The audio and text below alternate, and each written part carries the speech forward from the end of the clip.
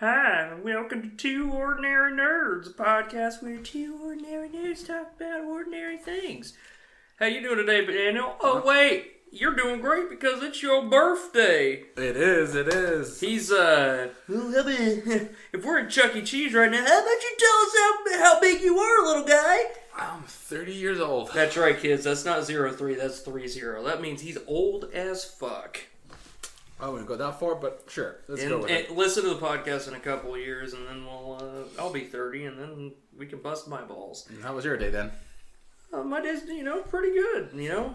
Just went to work. Now I'm ready to drink on some beer. Hang out.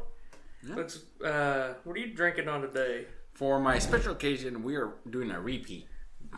We might do this often for birthdays. We both special beer that we both like is Tank 7. Obviously, we've talked about that. It's from Kansas Boulevard. City. It's a special smokestack series beer that they make. It's really fucking good if you haven't tried it. But we tend to drink it on special occasions, so it's more of like a tradition. Tuesday, weekends, it's a Monday. Yeah. Whatever. Any day that ends with a Y. Yeah, that sounds about right. Yeah. Also, once again, Boulevard, you can sponsor us at www.twoordinarynerds. Actually, we don't have a website. Well, it's twoordinary / give me beer Boulevard. Thank you. Yeah. Por favor. Yeah, and also you're going to have to give us undies because, once again, we lost that subscription. So we're still Yeah, they weren't too happy with us, me undies. Yeah. But, oh well. Yeah. They're lost. So what are we going to talk about? So today, we're going to talk about... Random shit. Random shit. Yep. Basically. Fuck it. We're going to just step into the realm of random fucking shit. So, there's been a lot of news, a lot of things that happened, but nothing too big to deserve its own podcast. Yeah, we're just going to talk about random stuff that we... You know what? It doesn't have to go in any concrete order. We're just going to go with the flow of things, and yeah.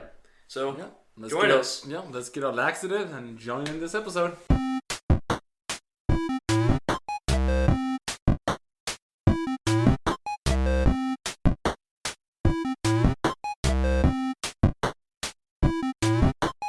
Alright, so I've been watching the new DBZ episodes, the Dragon Super? Ball Super. Is it now with... It's English dub, because I'm a stupid American and I'm not... But so they're just going back where it used to be. Like, the Blue series and the Gods is not coming out right now, or is it... Yeah, this is the new series. It's Dragon Ball Super, so it's the new... But it's catching up to the Japanese version? Correct. So Okay. Japan's been going for a year now. Now we're finally getting our... It's the same show, but obviously English dub, with our favorite voice actors. I won't call it that favorite. I'm being Spanish. The American sounds, yes, weird and wrong, to be honest. Or go Japanese or go Spanish. There's no middle. It's not bad so far, but like, you know how like every now and then Dragon Ball has their episodes that are slow, they're funny episodes, like when Goku and Piccolo went to driving school and stuff like that. Right now, that's what... The filler? Yeah, filler episodes. So right now, Beerus or Bar... Yeah, Beerus, Beerus, the god of destruction. Yeah, the cat's going around destroying shit. So this takes place before the Gods movie or whatever, the Battle of the Gods or whatever the fuck it was called. But this is he is allied with Goku right now, or is he still trying to destroy? No, they haven't even gone to Earth yet. This is before that. So Okay. basically how it's structured is the show's going based off the movie, so it goes Beerus, and then in between then, and then it goes to the Frieza part, and then, after that, the Super Saiyan God stuff, and then they fight Black Goku. And Yeah, I've finished watching the Japanese version of that. so you're caught up with the show? Yeah. Because you watch it every week? No, I basically YouTube little videos, and now it's been out, the Black Goku fight, that I can actually watch like the full fights. I try to avoid, and one of those full fights, I basically know what went down. Black Goku is not technically Goku. Yeah, because it's possessed by an alien, right? Or is he? You remember the guys that have the little earrings, the little gods things? It's one of them, and he goes and makes a wish to a dragon, to switch bodies. Oh, so his okay. consciousness goes to Goku, and Goku goes to him. Then he teleports where Goku is, kills everybody, and basically, and then he gets into a time machine, goes back in time, and finds his old self and says, "Hey, this is what we're gonna do. We're gonna kill everybody." Then Trunks gets in the time machine, goes where Goku is, and then manage. So basically, the future guy goes to switch places with Goku, travels to the past to kill the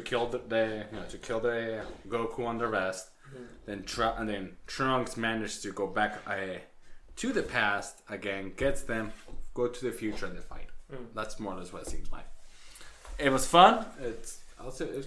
So did they show Frieza in that show at all? Frieza is there, yeah. Gold Frieza shows. So they show him for a little bit. Yeah, Gold Frieza is like the second or the first enemy they actually. I mean, they show the first enemy after they get Gold. So you don't have to watch the movie.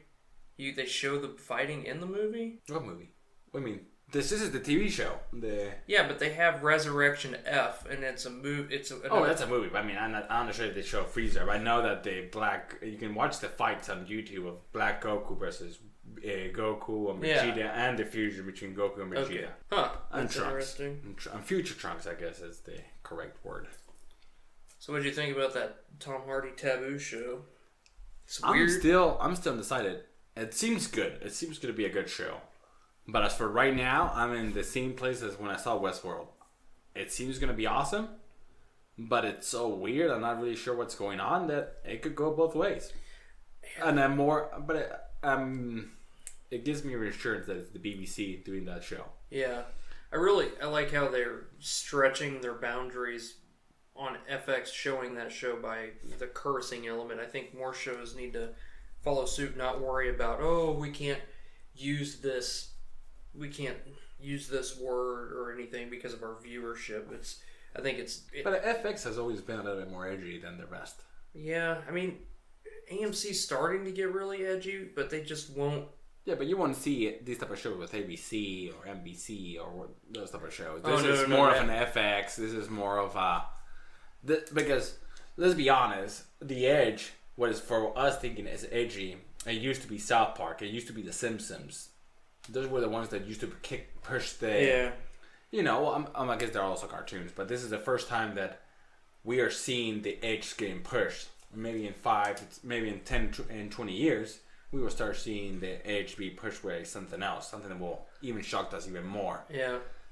It's that's the future I see right now, and I feel like... Gladiatorial battles! Like, if you don't want your kids to watch it, just be a fucking good parent and make sure they don't watch it. Yeah. It shouldn't be... Other people, because if you go into... Like, if you watch Sherlock, our version in America versus Sherlock in the UK, they do curse in there, and they do show nudity. But we can't show that here because for some reason we're just too ate up and people don't want to see that. And they're because of children. They're worried about children seeing it. Yeah, I mean, like for me, it's like, be a good parent. Make sure your kids pay attention to your kids. But we're just going to let you know, boobs and penises are anatomy. We all have them. So it's not a big deal if a kid sees them. Not all of us have penises. Yeah, not all of us. Some do. Some have both. It's not. That's another conversation we'll have when discussing me. But but yeah, Taboo's is really interesting. It's set in the early 1800s during the toward the end of the 1812 war with America. For those who don't know, that's when Britain came back to try to take America again, and we created the Star Spangled Banner. Right now, it's towards the end of that war, but it's in England. It's about a guy who comes back from Africa. He finds out his dad's dead. I don't think he found out. Didn't he knew that his dad was dead? Yeah, he kind of knew. So, it's weird. They're hinting that he has supernatural powers or some sort of way to communicate. I'm not sure if he's just portraying that thing or he really does. It's the first episode, so we're really not sure what's going on. It could be like Game of Thrones where they bring the magic slowly in instead of all together. It basically is like he said, he comes back to Africa and he meets and he has his dad's funeral. It seems something weird happened with his sister. Yeah, his sister. Well, first off, they say that they're half siblings. You know, I don't know how they haven't described it yet. But he came up to her, and Tom Hardy came up to his sister, which is Robb Stark's wife. Not anymore, because she died. Well, she's married to somebody else. But yeah, and he came up to her and was like, "Oh, I still love you." I was like, "Are you okay with like? Is this like incest or something?" For me, that first time where he said like "still love you," I still thought of it like a brotherly love, like I still love you. Something That's what happened. I'm hoping. Maybe there was some sort of discussion. But the more the episode lasts, is like maybe it's, especially in the end, like you should keep our things secret or something. So it seems like there's something sexual, but I think they're gonna go with more deep, more weird, or they're not really brother and sister or something like that. I wonder if this is gonna be a continuation, like a show that's gonna keep going, because it says season 1, so.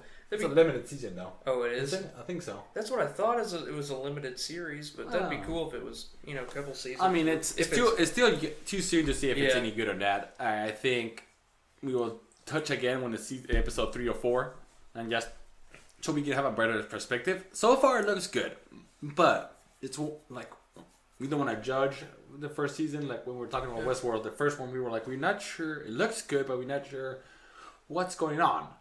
So it could go both ways. Moving on, did you see what I posted on? You're busy today at work. Did you see the Two Ordinary Nerds? What I posted on our Facebook page, the new preview for Netflix. There's a show that's coming out. It's called the Santa Clara Diet, and basically it has Drew Barrymore in it and Timothy Olyphant, who was in Justified and Deadwood. But based off the preview, I guess somehow she gets sick or something, and she is a zombie or something. Or like a vampire? I saw something about it. It wasn't really a vampire or something. I don't know. It was weird. But she's eating people, and then Timothy Olyphant's the husband, so he's like, "Oh, I'll join in with you. I'm not going to eat, but I'll help you out, But it looks like a comedy horror show. Like, it's not super dark. I saw like a mini preview where she just cleans her mouth. Yeah, but I thought it was a vampire, but it could be a zombie or some sort of thing. So he's like, Timothy Olyphant asks their son, "Oh, is she a zombie?" And the son's like, "I find that kind of degrading. They're not called zombies. They're still people." And I was like, "Oh my god, this is going to be a pretty funny show." It comes out February 3rd, so I'm definitely going to check that out. Probably a good binge watch show. I don't know. We'll see. Could be. You can see it and let us know. Give us time until March, because March, Iron Fist. Or June, Game of Thrones. June or July, we don't know yet. Speaking of Game of Thrones, I was gonna talk about the show that I watched. It's called The New Pope. It's the HBO show. Oh yeah, show. Go ahead. That's cool. I saw a preview for that. It's very weird. I can see that it's gonna be borderline. Not borderline. It's gonna be pretty offensive for the Catholics, for the Catholic viewers.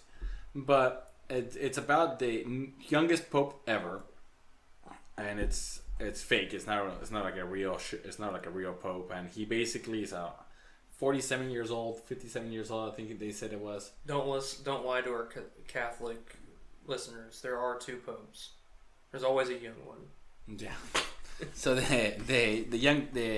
and he's American, and he basically, I will say, if you're Catholic and this could offend you, don't watch it. It seems very weird. He changes things. He's very rude to other members of the clergy, but I'm not sure if he's rude because he wants to reform the church and make it better, or he just wants to get power. I only watched the first episode.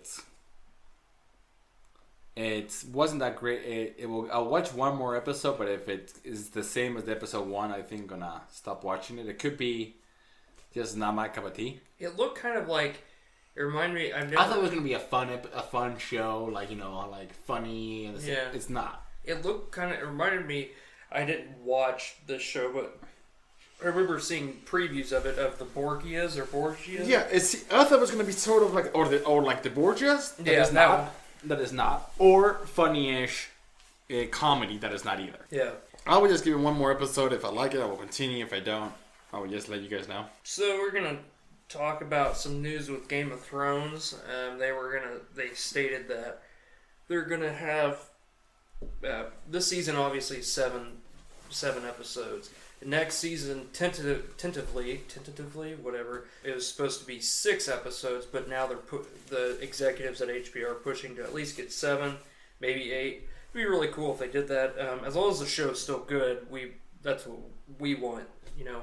But we're going to talk more so about other news that they brought up. They brought the executives of HBO had mentioned that thanks to Zero Flame for giving us this information, zeroflame.twitch.tv. I hope I got that right this time. No, it's twitch.tv/ Just go to twitch.com and look for Zero Flame. He's a streamer. He reviews, he plays games. He's pretty fun to watch. I try to watch him every time I can. He basically let us know about this information. So they're coming out. They decided that they're gonna do a prequel to Thrones based off other stories. Now, what I didn't know, and I'm gonna hand it over to our regional Thrones expert. I would say I'm mediocre, but Daniel's more of a overall expert. He's gonna talk about a little bit of the. So we were discussing about what could it be. He mentioned it could be basically young Ned and young Ned Stark and his adventures, or in that time period.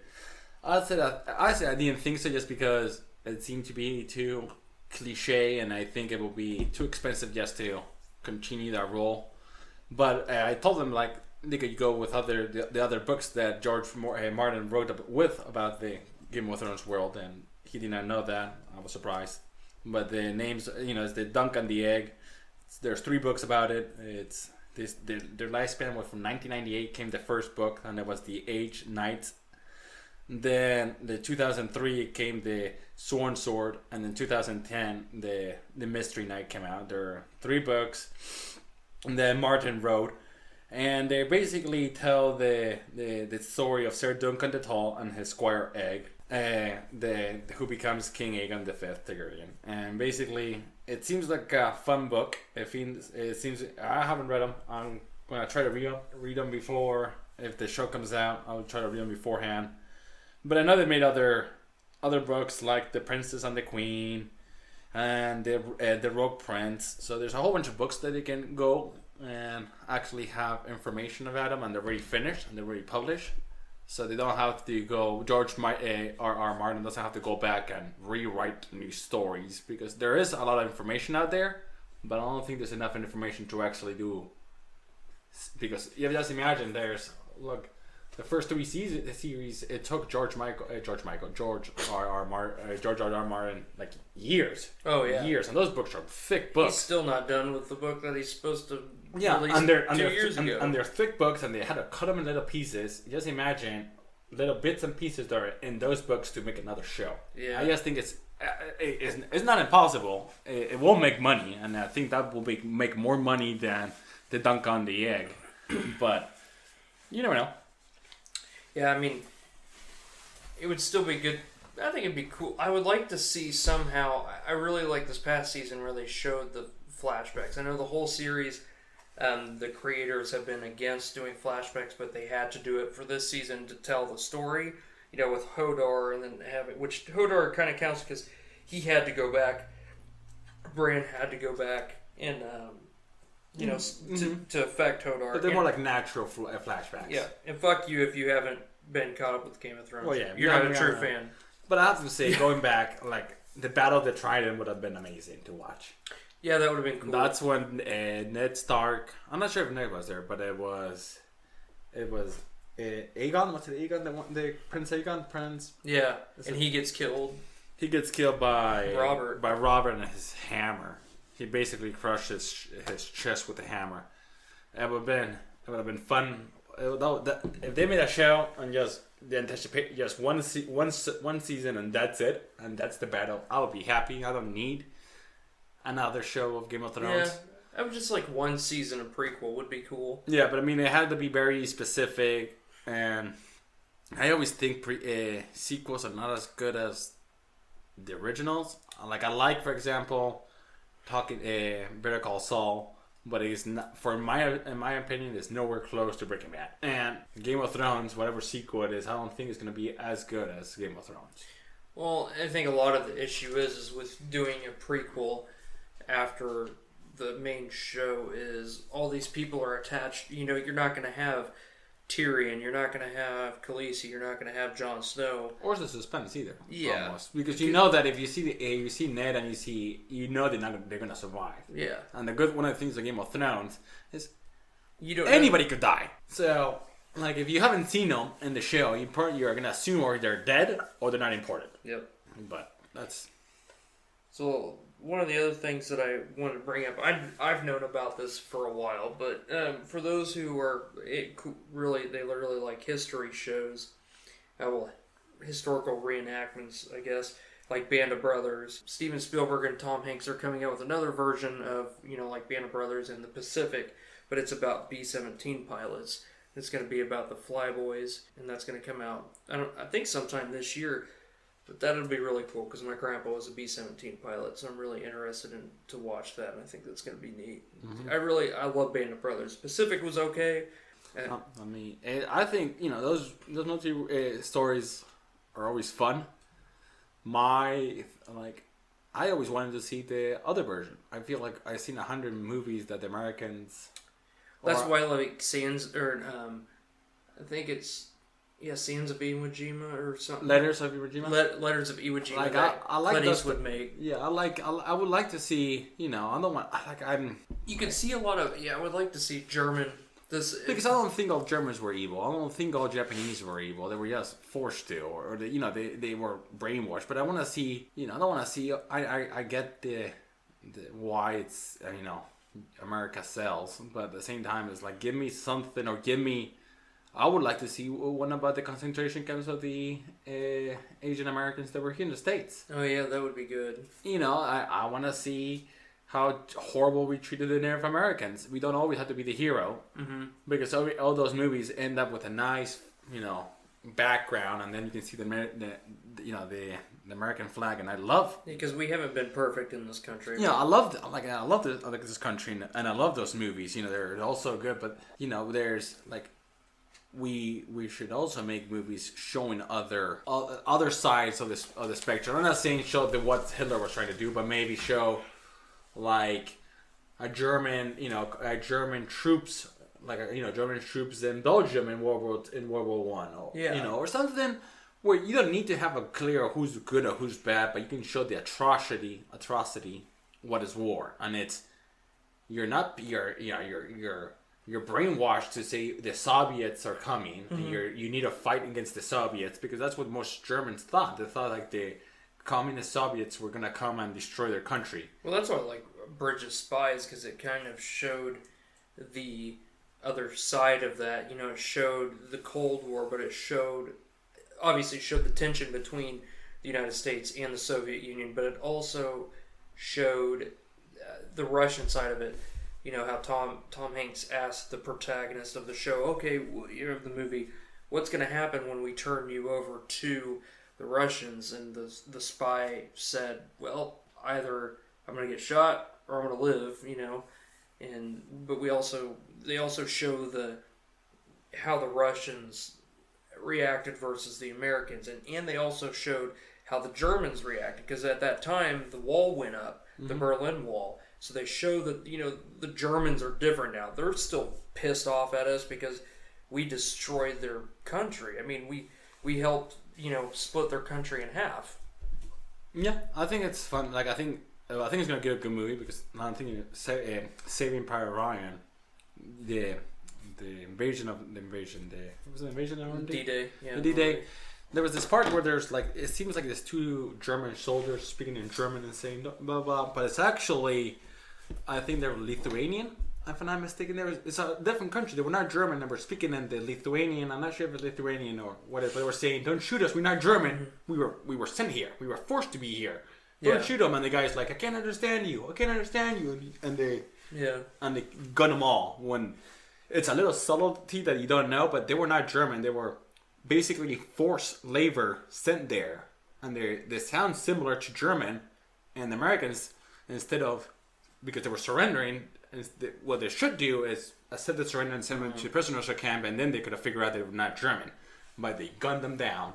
And there's those little subtle details that you can still have a great movie. This still can be patriotic, but at the same time, it shows you what it's really like. Yeah, it shouldn't be like Band of Brothers is like that too, and that's why I think they do show the good and bad of both sides. Because I'm like, it's not like I'm tired of those movies. I just want something else. It's good war movies have been out since it all. Yeah, and they're all good. I mean, Saving Private Ryan is amazing. What's the one that they skipped the German camp, the Nazi camp? There's one of it's an old movie. Is it like Schindler's List? Oh no, Schindler's List is another one. There's such a good Schindler's movie. List has nothing to do with Americans, so that movie's amazing. Yeah. But just show me something different, something that it's not just like USA all the way. Yeah, show me from a historical standpoint. It is nice to see all of those. I mean, I do like I don't want Steven Spielberg and Tom Hanks to change what they've done because I'm pretty sure it's gonna be a great movie. Yeah, I'm just saying. I like their miniseries. Hollywood, give me something else. Give me, you can still produce them. I'll still watch them. I'll still root for for the United States. I just want when I go to the movies or teach me something I did not know. Mm-hmm. That is a good point. Or make it something that I haven't seen 100 times in a different version. Okay, they're instead of being soldiers now they're in planes. Instead of showing what is it what's the one the Unbreakable. They were in the bombers one day, and the guy breaks shoot him down and he gets and survives.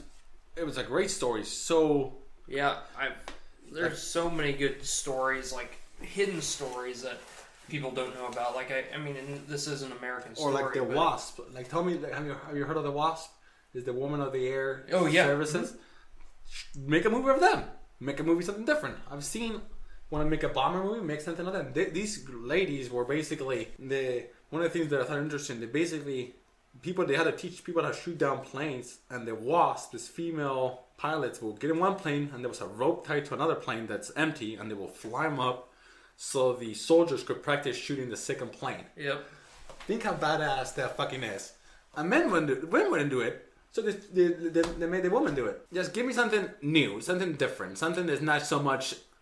That's why I'm excited about Dunkirk, because Dunkirk is going to be another one. It's all about Britain and how escaping, when they were running escaping from the Germans when they were taking over France. And that's a story about how the English retreat, so an English defeat, became an English victory. Yep. Something different. Something that's not so.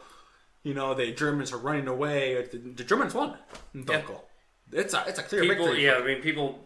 If they don't know, the Germans. That is a huge If you don't know victory. that's not a spoiler. Yes, read the history book. If the And war would have changed, if the Nazi would have won, that battle would have been celebrated with the Germans. Well, the most inspirational part of that, and what is going to be shown in that movie, and they've already shown it in the preview, is everyone from England came with their boats to help these people. They knew, even if they weren't in the service, they knew, okay, I could die, but I got to save these servicemen, because they're all hanging out on this beachhead, ducks, and they, we got to go back to England. Like fish sitting in the barrel. Yeah, it was a big German complete victory. Yeah. They destroyed the English army, and they had to run back to England, and they basically destroyed the fucking navy. And there was no fucking way that they were gonna get it. So they were basically waiting in the beach for their doom until fishermen and other, type of boats came to the rescue and saved as many as they could. But even then, a shit ton died. Because they were hanging out on the beach waiting to be saved, and the Spitfires just came by and fucking took them out. Yeah. But that's another one I want to watch. I'm excited. You see, it's not so much that I want. I just want to see something different. Yeah. And every time I hear there's gonna be a new war movie, I'm just hoping there's something different. Just give me a different perspective. Give me something that is not so black and white. Give me maybe a German troops that I can send German Nazi troops. Well, Nazi because they're in the Nazi areas, and German troops in that era that I can care about. Yeah. Give me some. They don't have to be all horrible monsters. Yeah. Just get something like that. I don't know. Well, or like the Finland sniper dude, like the biggest sniper in history. Yeah. The Finland then they just fucking rape the fucking Russians. Just give me something like that. I don't know. Just give me a different story, Hollywood. I'll still see the movie though. Well, I think we're going to do a new segment here. It's a new segment we like to call Listener Mail. Oh yeah, we got listener mail, and our first listener mail, I think it's Jasmina Hootsen. Yeah, Hootsen. I'm pretty sure it's Hootsen. I think so too. Jasmina Hootsen. She's a hoot of a girl, I think. Hoot of a girl. She messaged us saying that our comment last week about how it wasn't difficult for the directors to change Dumbledore because the old fart passed on after the second movie. And we just want to let you know, Jasmina Hooch-Johnson. Hooch-Johnson? Yeah, maybe it's Hooch-Johnson. I don't know. It's a really odd name. Yeah. It must be Colombian or something like that. Or Czech. Czechoslovakian. Yeah. But basically we called the director and he agreed with us. It was pretty easy. Yeah. So yeah. Just want to let you know that the director did say that. Yeah. And we know Daniel Radcliffe. So he crowd flied saying how easy it was, how they just basically went for the other one. They said, and I quote, "It was so easy. All we had to do was flick our wand." Oh, that's a good way to do it, Michael. Michael, what's his name? Oh man, Harry Potter. Yeah, Harry Potter. Okay, so then we got the second one. Yeah, it's MK. I think it's Michelle King. Michelle Kang. Kang. Or maybe it's I don't know. Mart Kang. Mart Kang. Yeah, I think there was an R and it was short. It was Mart Kang, like Kmart. Well, don't sign your name MK next time. Yeah, don't do that because it's very confusing. And you really got bad handwriting. You do. And I think it's Michelle. So Michelle King. Yeah, King, whatever. What do we think about the Nintendo Switch? Well, first I'll let you handle that.